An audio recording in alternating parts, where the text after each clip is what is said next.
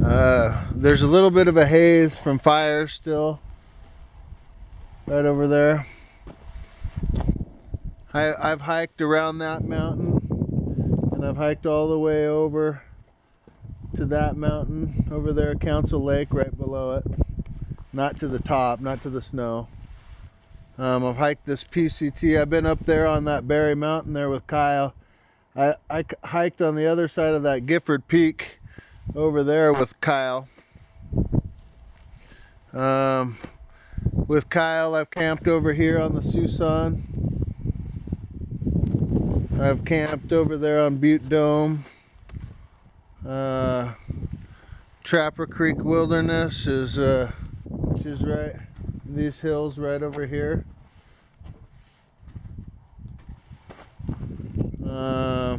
Camped with Brian over there at Silver Star. All over. I've been all over these mountains. There's an old Indian legend that said that there's a moccasined footprints inverted and handprints in a little lake. There's where the big lava bed starts, right here. There's a little lake down there, Goose Lake. I can't see it from here, but there's a little crater inside the big lava bed. This whole little area is a big lava area. The compass doesn't work in there, in this whole little area. Over there, there's a little South Prairie that floods out with water every spring, and then it drains into these lava beds. Goose Lake used to drain into these lava beds until the Forest Service blocked it up in the 40s to make fishing better, but that used to go into these tunnels. Later on, me and Kyle are going to show you some of these tunnels and caves. But all these lava beds over through in here. Now, there's this Indian, and he wanted to marry this special girl. What did this girl look like? Who knows? Was she mysterious? Was she otherworldly? We don't know. But the legend's still to this day that he chased her all the way through up and into Indian Heaven, and in here and all the way around Berry Mountain and Gifford Peak and East Crater and on to Lemmy Rock, and stood on the top of that. And this guy is chasing this lady, wanting to marry her. She doesn't want to. She keeps running farther and farther, and when he catch up, she'd get farther. And then farther and onward and onward. When they got to there and she had nowhere to go, she jumped. You know how far she jumped?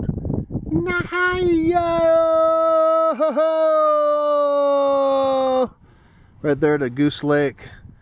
And so if you don't believe the story, well, you don't have to believe the story, but that said that the Great Spirit was so happy by the feat that this Indian girl did, or this girl, that he put her footprints and her handprints inside that lava stone forever. Well, when the Forest Service dammed that hole in the middle of Goose Lake in the 40s, now you can't see that, but a special a lady doing her dissertation did something on this legend, and she was able to move the water up and make a cast. And that cast, if you want, there's a copy of that cast, or is it the real one? And it's in Trout Lake Ranger Station. So if you ever want to check, go to Trout Lake Ranger Station and ask to see the moccasin footprints of the old bride that didn't want to get caught, and she jumped from Lemmy Rock to Goose Lake, and it's still there.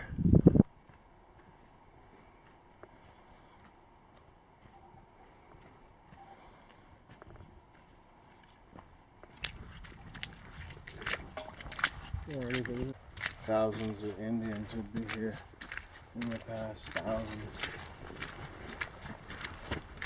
ranging from all sorts of tribes from all around as far away as Montana,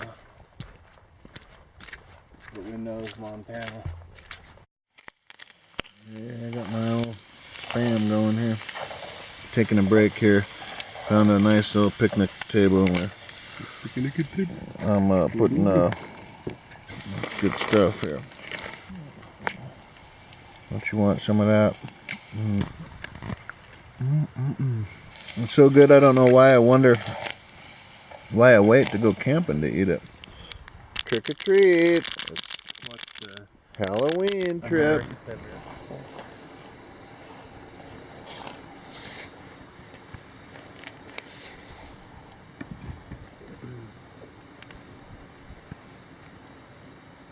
Haven't seen anybody bring a big old fat marshmallow from home yet. Oh, yeah. But I got one sitting there pretty in my cocoa. Oh, and she's delicious. She is delicious, it says. She's a good times. I'm here with Kyle, my good old buddy. And kind of odd how everything transpires in life. We came in, we shuttle hiked. Now we're about 2.5 miles or so from the car. Maybe a little, yeah, about 2.5. Kyle's car's parked down there, mucho gusto to you, as far as you know. You don't know who I'm talking about when I say Kyle. Anyway, we're gonna check out some caves tomorrow. That's in the agenda. Waxing gibbous, 53% of the lunar surface is illuminated. So we did this thing called shuttle hiking. That's a term we used in the 70s. And we parked one car at one place and another car in another place. And we're gonna hike back. Brian hiked back to car A and he took off. So there is no car A now. We have to get to Kyle's car. It was a nice little cool little loop I thought of.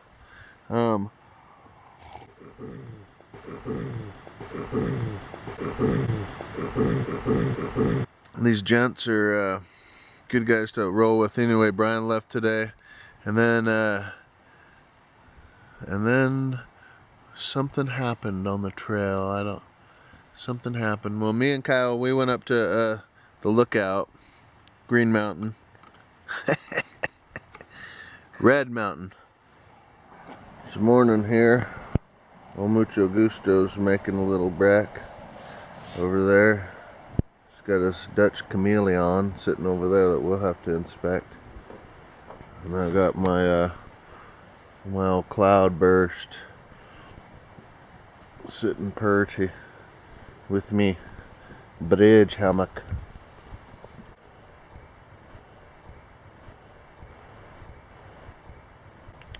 It's the bridge. Nash Bridges. The Warbont Bridges.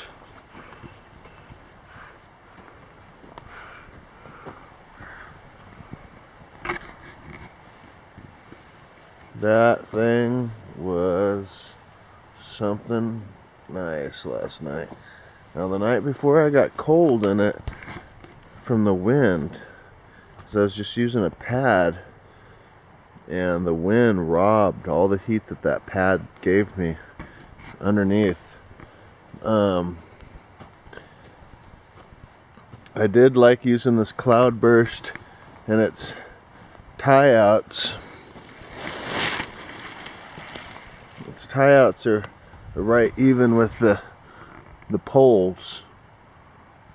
I don't know if this is a good example.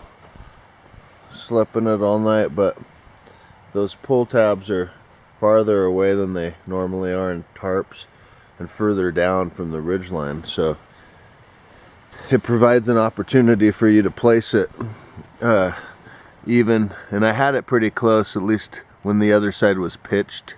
Now the tarp is a little more on this side because there's no tension on this side, because I flipped it over to get a good look at the hammock itself and the tarp as best I could, so I just flipped it over like that. You'll notice the fabric in my coat match pretty good. They're made by the same guy. This is one of them stash jackets. And I actually got, you see the puffiness? That's actually some jacks or better down sleeves underneath there, which are really puffy. And the cool thing about this, it's got these little things here so that you don't have to go at the angle and maybe mess up and hit your tarp. I don't know, I think that's what those are there for. This one too, I had to adjust the mitten hook. I don't know if I got it all right, but it was effective how I had it. I just let this excess dangle. Very nice. I noticed that the Ridge Runner comes with one of these loops, and I started putting the pole through it. It doesn't say anything about in the instructions about it, but if it's really windy, that this cord lock will hit against this pole. When the pole's under tension, it makes these weird harmonic sounds. At least when fat boys like me get on it. Even when I used it as a bivvy, that occurred. It's a really nice hammock. Every time I see this, I think that I ought to get one. It's a Dutch Chameleon. He's got the olive underquilt protector on here, and the old 20-degree underground quilt Zeppelin, and the olive single layer chameleon body, and it looks like the black 20-degree hammock gear Burra, and then the top he got in woodland camo. And the top, they come with this little net that you can put for your foot or your head. Kyle was using it for his head end so he could peek out of it. Pretty nice, and I think it might have a vent down here too, or that might be it. Does it have 2 vents or 1? I think it says 1. Okay, but you can move that around and you can put it down at your foot end, or it's also got these really, I'm gonna probably get some of these suspensions from Dutch. The site's killer, dude. It's not even, we're right by a campground, and so we got a privy right there. The campground's like right down the street, or right across the street, pretty much. I think there's the camp host site's right next to that privy, which was so nice this morning. Now, I want to tell you guys about someone, America's best actor, every American man's favorite female lead. Come on, guys, it's Glenn Close. You know it, Glenn Close. Come on, guys. Kyle wanted me to say this.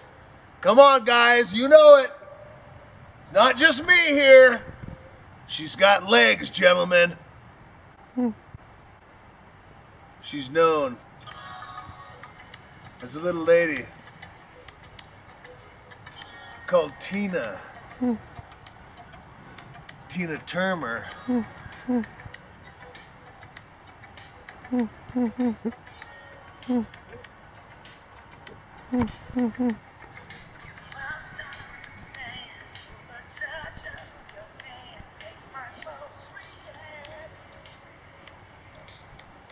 All these hunters out here, they don't know how to do it. Watch the elk come right up to me right now. Look, there's one over there right now. Come on, little elk. This is how you're supposed to be hunting and stuff. When you want bears to come, this is the one you do. You go.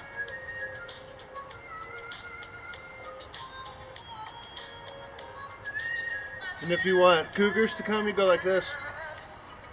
Or you go like this.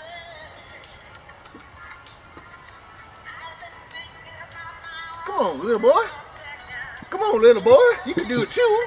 Come on now. And then you can do that George Jefferson.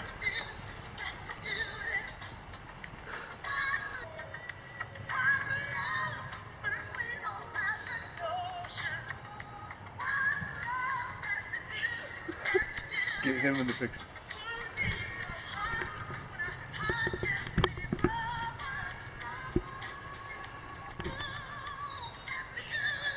I have an audience.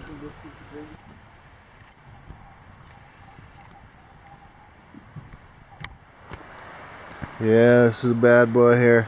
It's got Couple ounces of overstuff. Ooh, she's a pretty maid. Ooh, ooh, oh baby. See, in here it's really warm. Warm, comfortable. Inside here is, you can get real far in there. See, I can't even, I'm shoulder deep in it, and it's not even, I'm not even touching the back wall. My heels, this is probably the spot that's worn out the most for my heels and stuff. If my feet go in here, if my feet go in here, if my feet go in here, if my feet go in here, go in here, go in here, go in here, go in here. I haven't named this yet. Ivy told me I can't name them after ladies. She rolled her eyes when I put forth the notion of naming the quilts. Sorry. I thought it was a good idea to honor. So they're unnamed. A special name. I could think of some.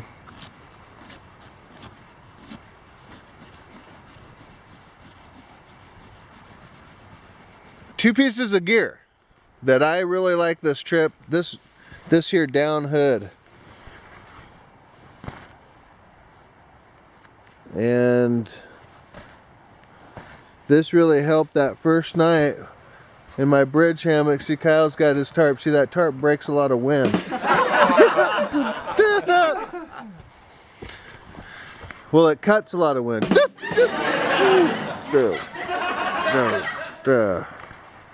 And when it was really windy at the racetrack, and this hood I was able to slip on,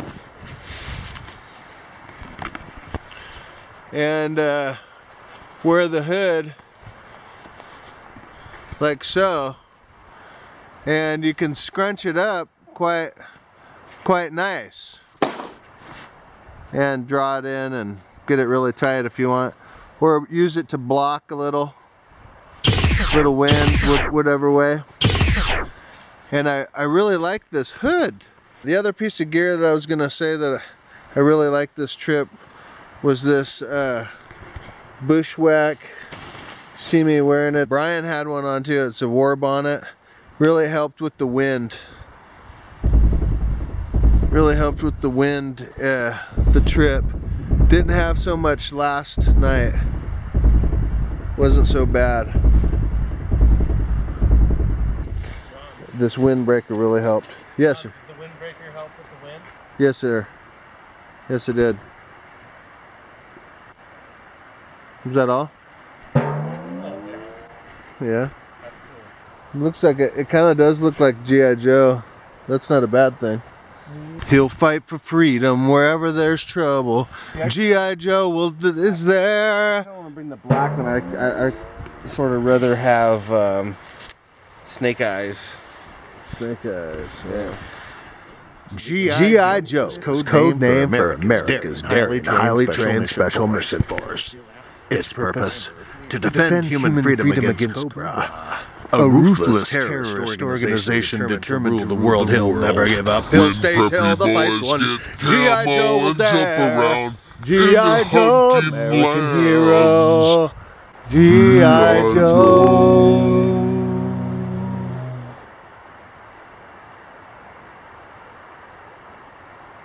Preppy boys living like buns. So help me God, he had snakes for eyes.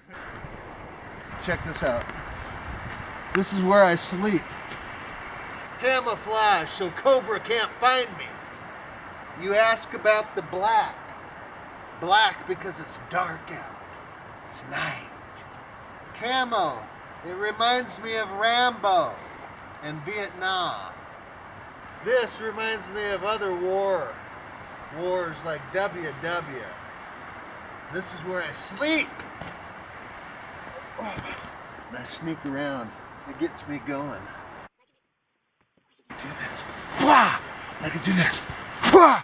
And when Cobra comes, I'll destroy them! You know how? I'll take my little knife and I'll cut them.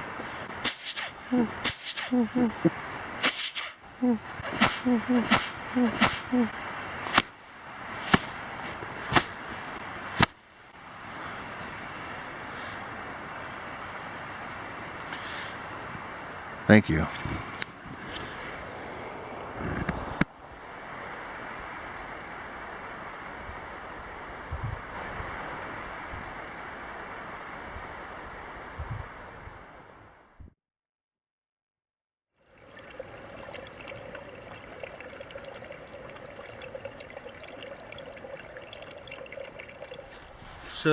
So far, a lot of people like to get it with old Benson burner. Tell you that much.